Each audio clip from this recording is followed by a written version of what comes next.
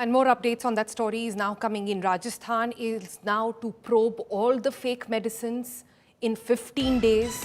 This is the big impact that is coming in of the story that we've just aired for you. Rajasthan's Drug Controller Commission has said that an officer who was in charge for the investigation has now been suspended. And prima facie, this appears intentional, something that our colleague Sharath has been saying from the very beginning. And let's bring him on now. शरत, हमें समझाइए ये जो सरकार ने अभी बोला है कि सारे सैंपल प्रोब होंगे फेक मेडिसिन्स के 15 दिन के अंतर्गत, इसका क्या मतलब है? ये सिर्फ कॉफ सिरप्स के हैं कि ये बाकी सैंपल्स भी हैं?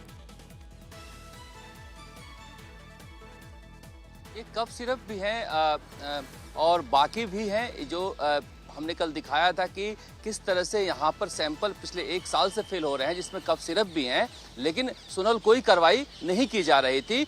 ये रिपोर्ट देखने के बाद सुबह से हड़कंप मचा हुआ है। अभी अब मैं आपसे बात करने से पहले वहाँ बैठा हुआ था, उन्होंने कहा कि हम भी शॉक्ड हैं। और उन्होंने आज जब चेक किया है तो पता चला कि 290 सैंपल फेल हुए हैं, जो मेजर जो लाइफ थ्रेटनिंग ड्रग्स हैं उनके हैं, और वो सारे के सारे छुपा के रखे हुए थे, कोई कार्रवाई नहीं की गई है। यहाँ तक उन्होंने ये कहा कि सस्पेंशन कोई सजा नहीं है, हम इस पर आगे जो अधिकारी हैं जिम्मेदार उन पर कार्रवाई करेंगे। और सारे ड्रग इंस्पेक्टरों को ये आदेश दिया गया है कि वो दूसरे राज्यों में जाएं जहाँ की फैक्ट्रियाँ हैं। मेरे ये सारे जो 290 हैं ड्रग्स उसके पुलिंदा हैं, जो हमने उनको दिखाए कि आप ही के विभाग में रखा हुआ था। उन्होंने कहा कि सुबह से मैं इसी काम में लगी हुई हूं, कमिश्नर ड्रग कंट्रोलर ने, और पूरे राजस्थान के ड्रग कंट्रोलर की मीटिंग ले रही हूं। ये रियली शॉकिंग है कि इतने सारे स्पूरियस और फेक ड्रग होने के बाद भी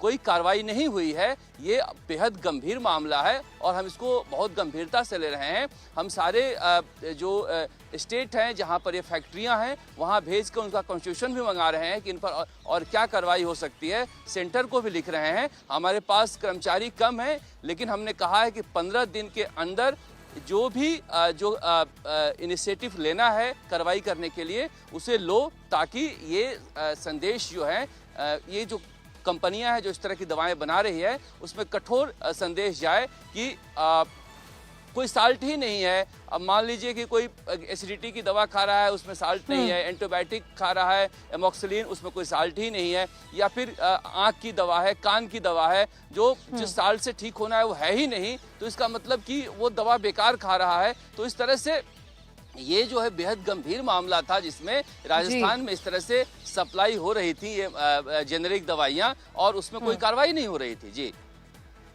सो ये तो बहुत ही अच्छी रिपोर्ट आपने निकाली है Sharat, and thank you so much. इसका बहुत इंस्टेंट रिएक्शन भी हमें लग रहा है।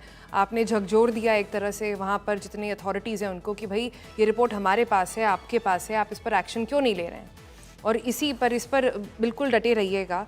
And Rajasthan seems to be one place and one state which is taking going beyond the cough syrups now.